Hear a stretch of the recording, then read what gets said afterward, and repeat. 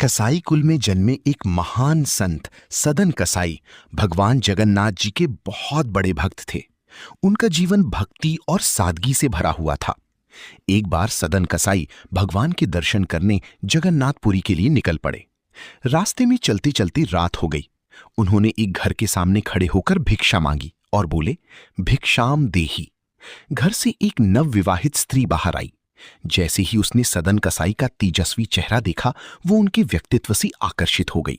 उसने विनम्रता से कहा, महात्मा जी, आप यहीं भोजन ग्रहण कर लीजिए। सदन कसाई सरल स्वभाव के थे। उन्होंने वहीं भोजन कर लिया। इसके बाद स्त्री ने कहा, आप आज रात यहीं विश्राम कर लीजिए। सदन जी मान गए और वहीं ठहर गए। रात गहराने लगी। तभी उस स्त्री के मन में वासना जाग उठी। वो सदन कसाई के पास आई और उनसे अनुचित संबंध बनाने का आग्रह करने लगी। सदन कसाई ने शांत स्वर में कहा, आप विवाहित हैं, ये उचित नहीं है। लेकिन स्त्री ने सोचा कि अगर उसका पति ना रहे तो कोई बाधा नहीं होगी। उसने अपने ही पति की हत्या कर दी और फिर सदन कसाई से वही आग्रह करने लगी। सदन कसाई ने दृढ़ता से मना कर दिया। तब स्त्री ने उन्हें धमकी दी, अगर तुमने मेरी बात नहीं मानी तो मैं शोर मचा दूंगी।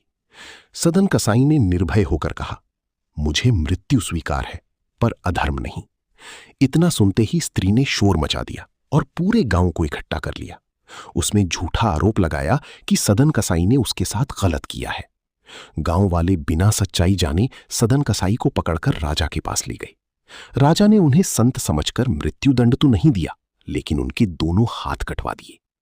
सदन कसाई पीड़ा में भी लगातार कहते रहे, जय जगन्नाथ, जय जगन्नाथ। अब बिना हाथों के ही वे भगवान के दर्शन के लिए आगे बढ़े।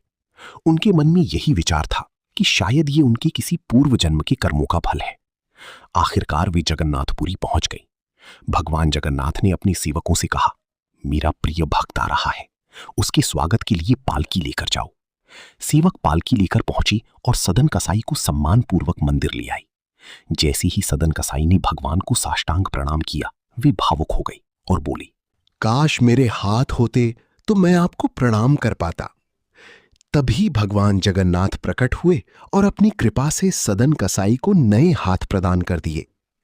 सदन कसाई की भक्ति और सत्यनिष्ठा देखकर भगवान ने उनका मान बढ़ाया और उन्हें आशीर्वाद दिया। सीख: सच्ची भक्ति और सच्चाई के मार्ग पर चलने वाला व्यक्ति कभी हारता नहीं। भगवान स्वयं उसकी रक्षा करते हैं। सच्चे मन से की गई भगवान की भक्ति हमेशा रंग लाती है।